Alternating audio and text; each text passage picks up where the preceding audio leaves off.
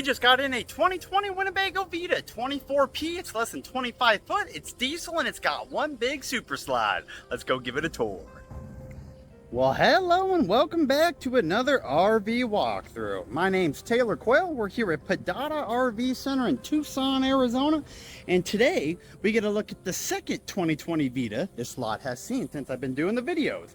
This one is a 2020 Winnebago Vita 24P, less than 25 foot overall on the Sprinter 3500 chassis, 188 horsepower turbo diesel engine. And we're going to give it a full exterior and interior tour. So let's actually start up front. We do have a full overhead cap. This is a depth coach. You have your diesel exhaust fluid about right there. You got a nice little area to step if you want to do some work on the engine. Take a quick peek at these tires. We got 215/85 R16s. As for a date code, 1218. So these are original. They got some old tires on here.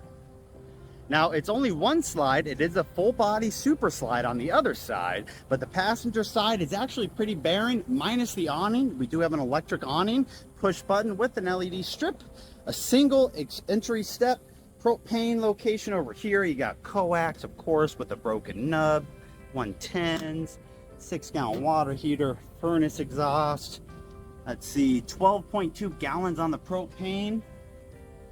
And that's literally it on the passenger side.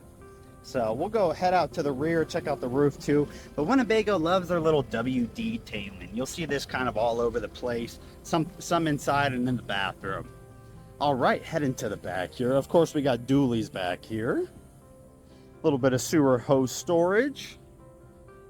Now, surprisingly enough, we have a tank flush valve all the way on the back. The only thing back here in terms of a water inlet.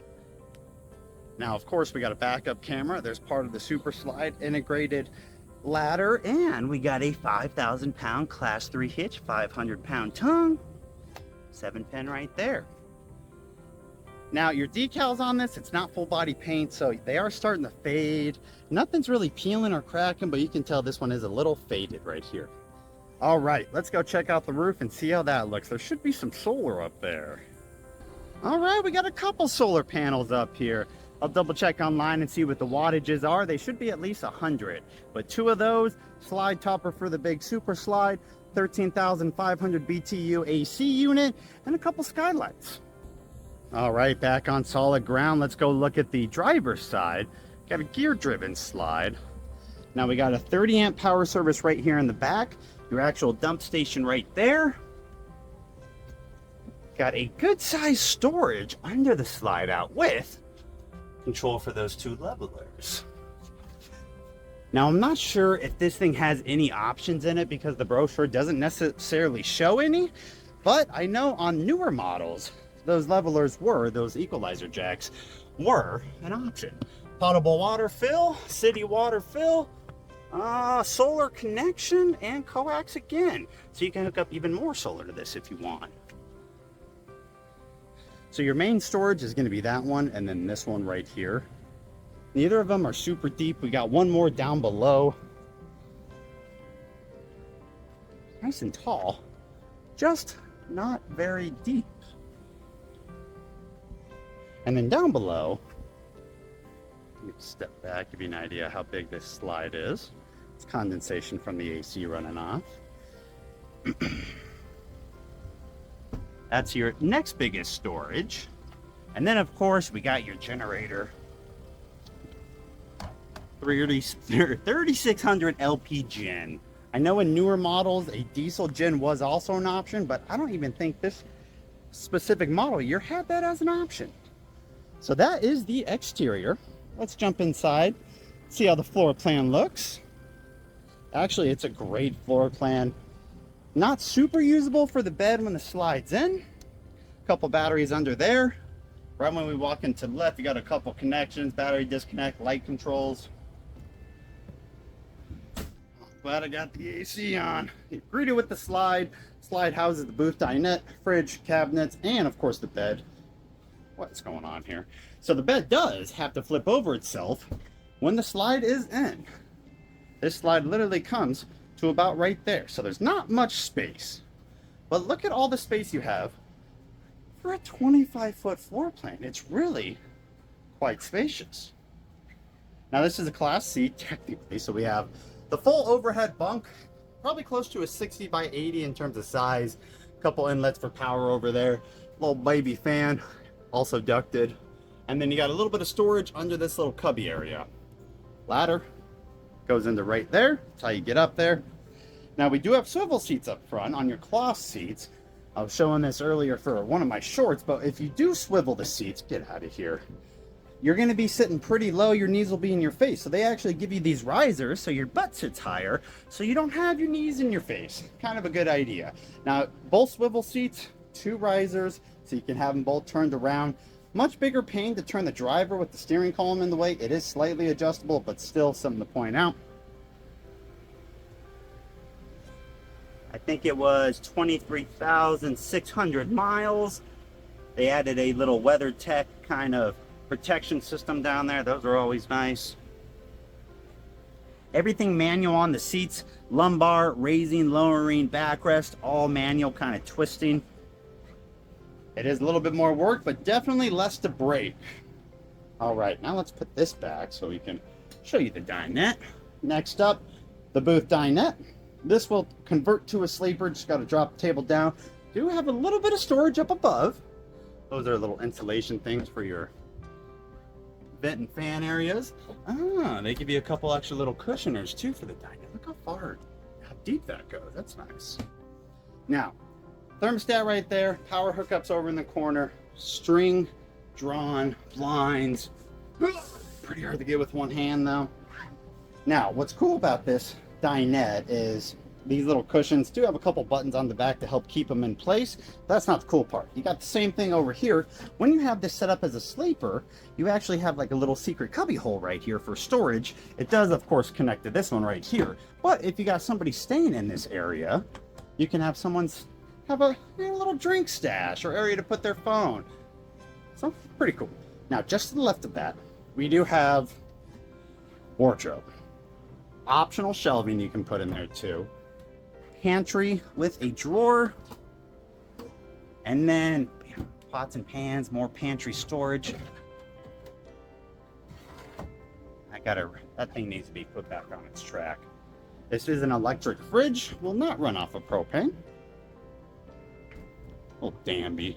Not sure on the size. Look at this cute little ice tray. And then, of course, the queen bed in the back. Like I said, folds over itself. You can not really... I mean, you could probably switch this and then try to use it this way when the slide's in. It ain't going to be much space, though. So I would just assume it's not really going to be a sleeping area when your slide is closed. Couple overhead compartments there and there, all connected. They added all this extra little insulation to help out. I'm not sure if they stayed in Arizona, but if they did, I don't blame them. Area to mount a TV with all the connections up there. Now, bathroom's right here in the corner. Let's actually look at that first. So the door you have for the bathroom is quite unique. It's got a button on here. It's got a magnet piece. Oh my gosh, it's very, very strong. And when it comes out, it stays like a corner. And it gives you pretty much a real door. Very, very slight gap between. But all you got to do to open it is just push it forward. It'll disconnect itself, and it can be like this, like a regular long door, but it just looks a little weird. Doesn't make much sense. So we'll put that back into place. We will flip her over, connect that magnet piece, re-add this button, and bam, there we are. What is that, a 2x3 pan? Couple little one-piece fiberglass shower with a pan. Slightly adjustable head, skylight up top. It's got one of these shower doors. I don't know, they're all right. They're a little sketchy if you let go and it just slams in, but slightly raised pedestal toilet. It is plastic. Some storage down below. Not much with those water lines. Nice deep sink in here though. And then your medicine cabinet in the corner. Now, the other Winnebago Vita we have, these are all W's to show. I was telling you about all the W detailing. They're not in here. That's kind of interesting. They also had a W up here. So I guess that only W detailing is up front on those kind of, entry step boards into the front cab area. Now, your kitchen has some additional wardrobe or shelving. You can see that bar up there. If you want to get those shelves out, you can. And then we have one more wardrobe. So many different capabilities, possibilities. One of my small complaints in the kitchen is going to be the location of the microwave. I hate microwaves down low. You know, unless it was on a pull-out drawer or something, it's just a little hard to access. Furnace down below that, 3-burner glass stove top, and we got one of these right here connected to the ones to the left. And you can see it is a convection microwave because you got that little convect piece. I forgot to mention that, but we should have convection on there.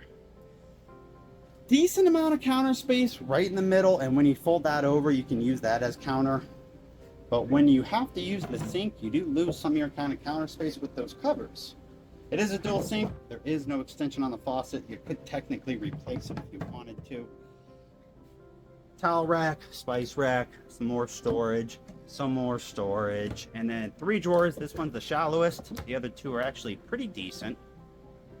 And then TV up front, good viewing angle across from the dinette. What's that handle for?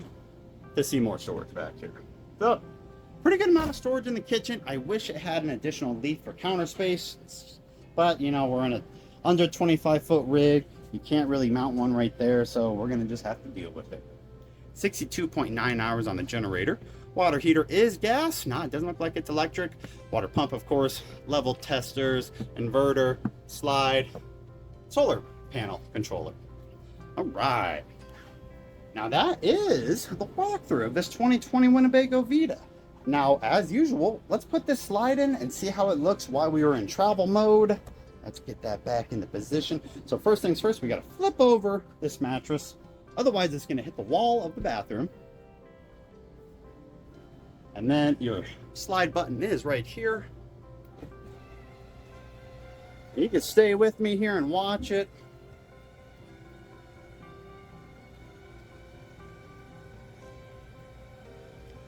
It does change the floor plan quite a bit, but really the only thing it changes besides that bed is the walkability.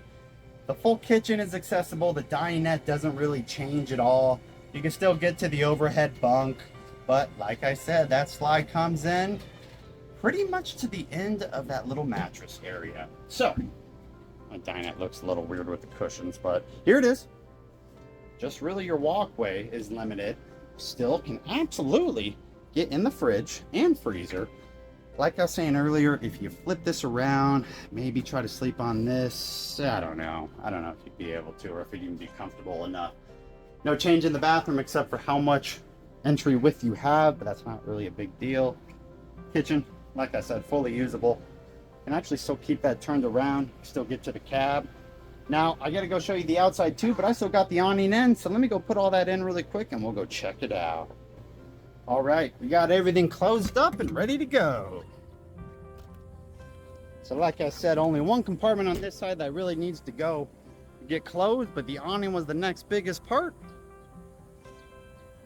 Now, like a knucklehead, I of course forgot to show you my printouts inside with the price. So right after this, we'll go jump inside and see that. And there's that slide. It's a little interesting because it's angular, but even with the compartments open, you can still open and close it, which is nice. One of my only kind of small concerns on this is how low the plumbing is. That's something I would just maybe either reinforce, try to relocate, or just make sure you don't hit any really big bumps. All right. Now, our selling price, if I'm not mistaken, is $89,995. And it was 23,600 miles, 37 fresh, 41 black, 41 gray. Yeah, 24 feet 7 inches, and some other floor plan and specifications. All right, guys, if you have any questions, I'll leave all my contact info down below on the screen and in the description box. Reach out, call me, text me, email me. Let me know how I can help. Appreciate you guys viewing this video. Hopefully it answered a question if you had one. Let me know if I could be of any assistance. Have a great day.